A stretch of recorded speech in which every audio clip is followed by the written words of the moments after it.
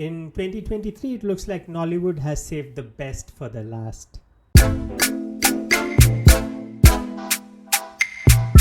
Hello and welcome to Nollywood Fellow, a channel where I talk Nollywood, and today I'm going to be talking about Breath of Life, which is out on Prime Video. It's been written and directed by B B Sasore, I hope I'm pronouncing that right, and it's been produced by Eku Edewor.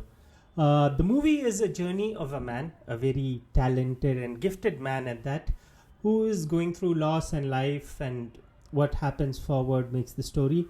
So Breath of Life starts out with a rather fantastical narration, and then it dives into a sort of realism. So this may come across as a bit jarring for many, but it's something that we've seen in movies like Forrest Gump, though I don't know if that's even a comparison that we can make over here.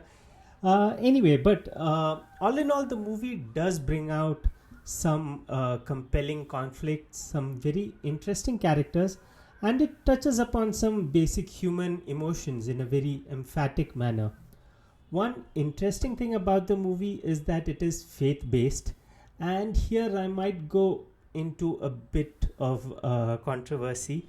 So as a non-Nigerian, non-Christian Nollywood viewer, one thing I feel that Nollywood overdoes is this faith angle. So you take any movie and you have a lot of God, Christ, faith. You have these words being repeated over and over again. And some of these movies aren't even what you would call a faith movie. Well, I have to make it clear, I don't have a problem with it. But one common thing I do see is that these movies end up being a means of promoting the faith or religiousness. Now, this thing is not unique to Nigeria. Most classic Indian movies also have this angle of a devotional character being rewarded by God through a miracle. Maybe it's got to do with poor people being more religious. That's why you see more of that in countries like Nigeria and India, as opposed to, say, Western cinema. Anyway, coming back here, this movie is faith-led as well, but here the movie is not a direct endorsement of faith. What it does is it delves into the depths of man's relationship with God, and I think that is beautiful. There's also this beauty that comes out in some characters standing for things that they may not believe in because of whom they believe in. From a visual standpoint, the movie is aesthetically very appealing. There are these huge Victorian era houses, wide shots, crazy camera movements, and all of it makes it for a beautiful canvas. Now, getting into the negatives, the timelines in the movie were a bit confusing, and what makes it even more confusing is that there is no visual distinction. I mean, the 50s and the 2000s look the same.